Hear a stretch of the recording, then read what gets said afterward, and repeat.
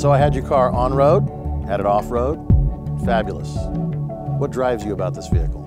I know your show's called The Drive. We're very driven back at Jaguar and Land Rover to produce the finest cars in the world. And we think that what we've produced with the new Range Rover is actually the finest car the world has ever seen.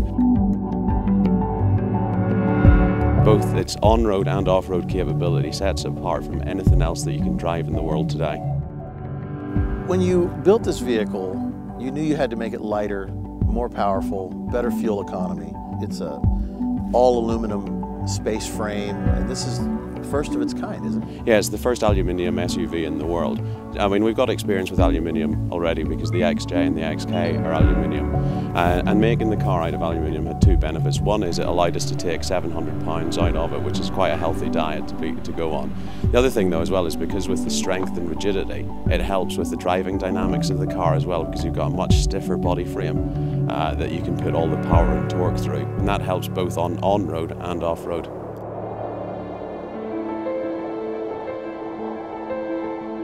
It feels very aircraft-like when I'm inside it. It's so quiet and it's so tight. How hard was that to achieve? That was very hard. I mean, the NVH team are very, very driven, as all of us are. And they were completely paranoid about sealing up every tiny little hole they could find on the car to make sure that there was no noise that got through there into the cabin. Aren't Range Rovers supposed to be able to go in water? Is that a problem?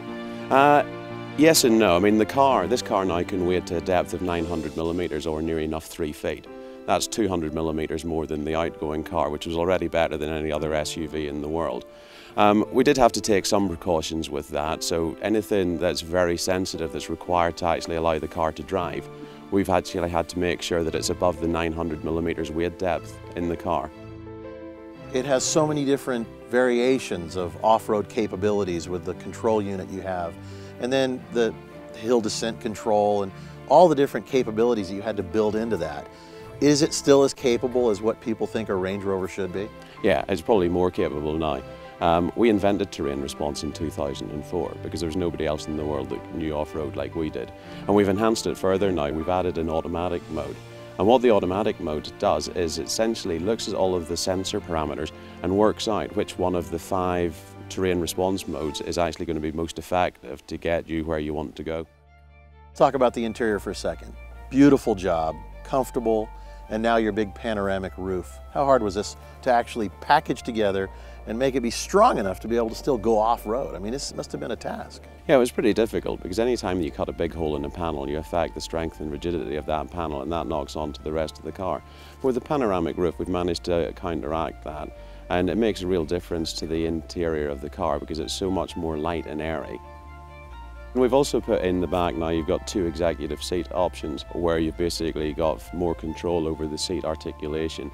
So you really can sit in absolute luxury in the back of the car now. Let's talk about 3D sound system. Well, we're first to market with the 3D sound system, working closely with our partners at Meridian. And essentially what it does now is actually we've put some extra speakers in the roof lining of the car. Surround sound's great, but surround sound just goes all around you. Now with the additional speakers, 1700 watts, 29 speakers. You get much more height in the sound stage as well. When I'm driving this vehicle on the road, it feels more like a super high-end automobile than an off-road vehicle. And then be able to also make it climb a hill like a billy goat. Yeah, I mean, we don't think that this car has got any direct competitors whatsoever. But what we did during the development process was that we looked at cars that did the best of everything in their specific field, and we targeted that to make sure that the new Range Rover was at least as good, if not better, than them. The result is what you see behind us today.